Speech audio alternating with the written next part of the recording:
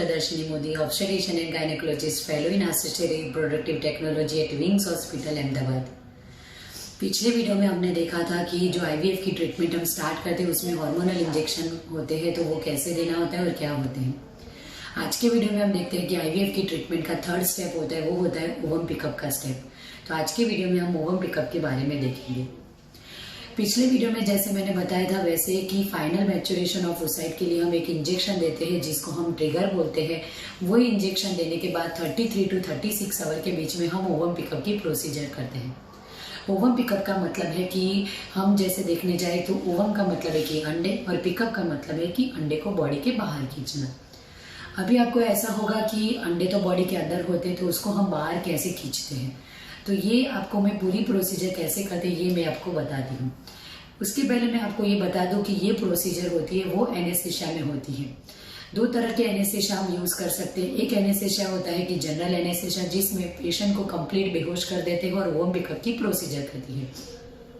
दूसरा होता है कि सिडेशन देते हैं और लोकल एनेस्थीसिया, मतलब कि पेशेंट को सिडेशन की इंजेक्शन दे देते हैं और वजाइनल पार्ट में लोकल एनेस्थीसिया देते हैं और उसके बाद हम ओवम पिकअप की प्रोसीजर करते हैं।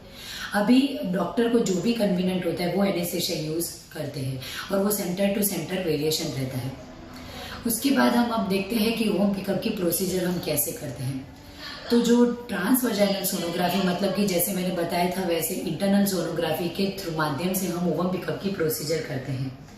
ट्रांसवजाइनल जो सोनोग्राफी होती है उसका जो प्रोब होता है उसके ऊपर हम बायोप्सी गाइड लगाते हैं और नीडल उसमें डालते हैं और उसके माध्यम से हम ओवरीज में से जो फ्लूइड होता है उसको हम खींच लेते हैं।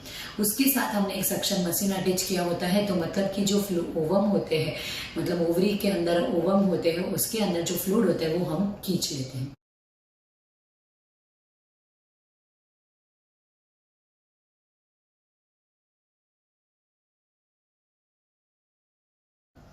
अभी मैं ये बता दूं कि उसके लिए हमें टेम्परेचर मेंटेन करना बहुत ज़रूरी होता है। बॉडी के अंदर हमारा 37 डिग्री टेम्परेचर होता है, तो हम जो ओवम पिकअप की पूरी प्रोसीजर करते हैं तो उसमें हमें 37 डिग्री टेम्परेचर मेंटेन रखना ज़रूरी है।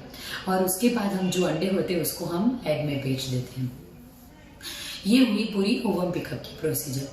अभी आपको ये सवाल होगा कि ये प्रोसीजर के बाद हमें कुछ ज्यादा रेस्ट तो नहीं करना पड़ेगा, उससे कोई साइड इफेक्ट तो नहीं होगी, उससे कोई ज्यादा प्रॉब्लम तो नहीं होगा।